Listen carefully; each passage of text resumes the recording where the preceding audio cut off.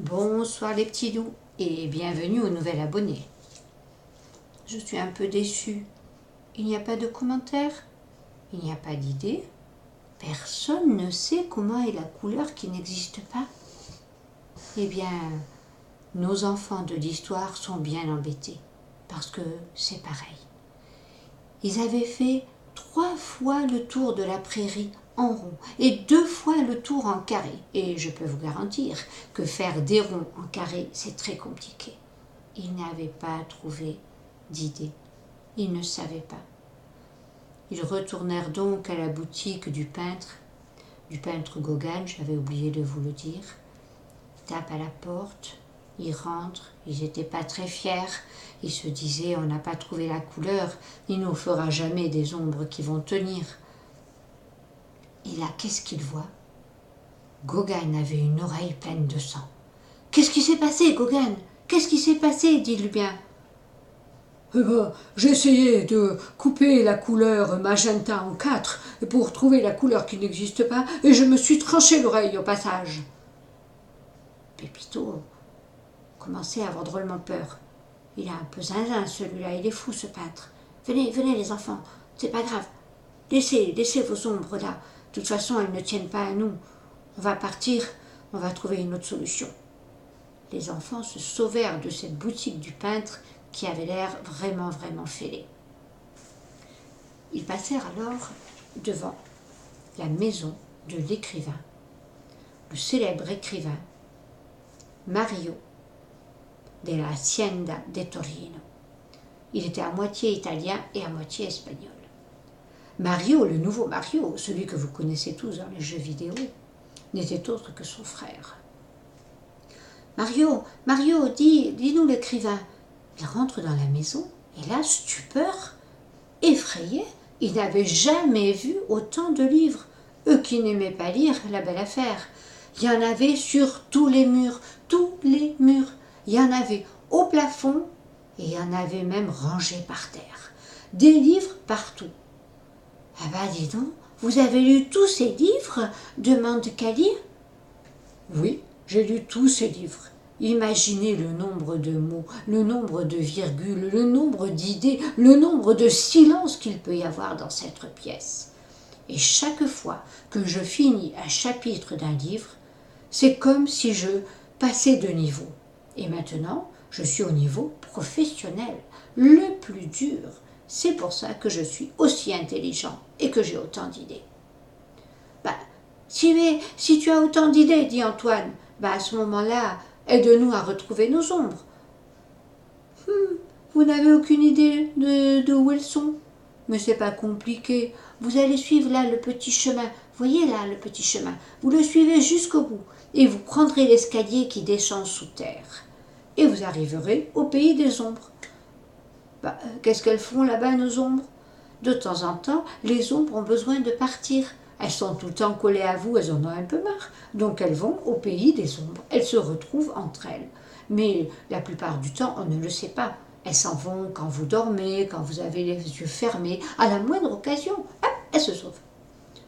Bon, d'accord, on y va. Et voilà la petite troupe qui commence à suivre le chemin. Ils arrivent enfin à l'escalier, ils descendent à l'escalier et arrivent au pays des ombres, tout en bas, au centre de la terre. Effectivement, il n'y avait là que des ombres. Oh, regarde, il y a l'ombre de la tour Eiffel. Et là, regarde, c'est l'ombre de maman. Bah, qu'est-ce qu'elle fait là, l'ombre de la maîtresse? Mais c'est quoi là? C'est une pomme.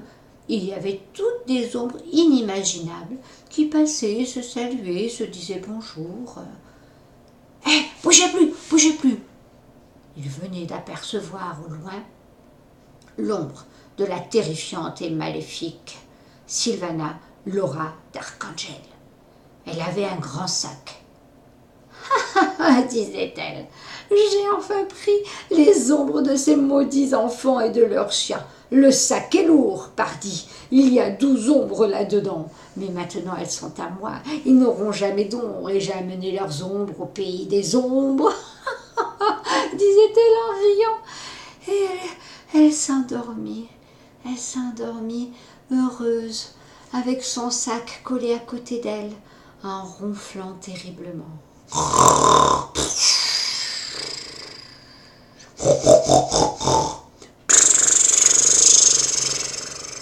C'était horrible comme bruit. Et en plus, ça crachouillait de partout. Donc, elle dormait en ronflant. Les enfants, à plat ventre, arrivèrent à côté d'elle, prirent le sac tout doucement. Chut! Faites pas de bruit.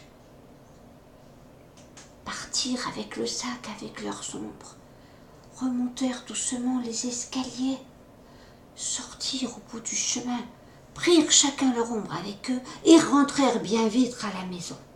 « Maman, regarde, on a récupéré nos ombres » dirent-ils tout contents à leur maman.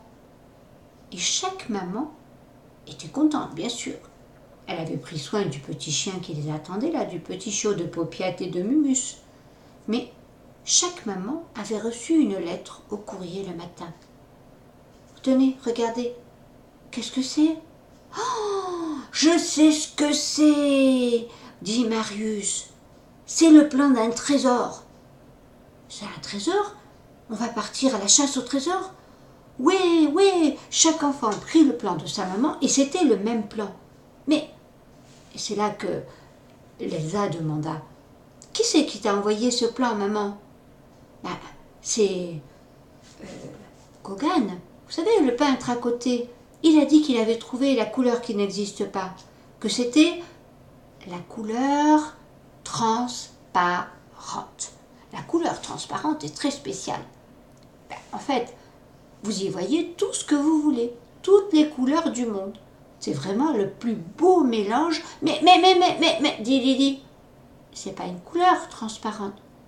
Oui, mais dans l'histoire, en vrai, c'est pas une couleur, mais dans notre histoire, on dira que c'est une couleur. En tout cas, chaque enfant prit le plan et ils partirent bien vite à la chasse au trésor. « Maman, donne-moi un goûter. Oui, moi je veux ça. Un peu à boire aussi. » Ils avaient pris des provisions parce que la chasse au trésor s'avérait très longue. Nous nous verrons demain, mais n'oubliez pas, mettez vos commentaires sur cette vidéo et connectez-vous demain pour savoir ce qui va se passer. N'oubliez pas, faites vos devoirs ce soir pour ceux qui en ont. Bisous!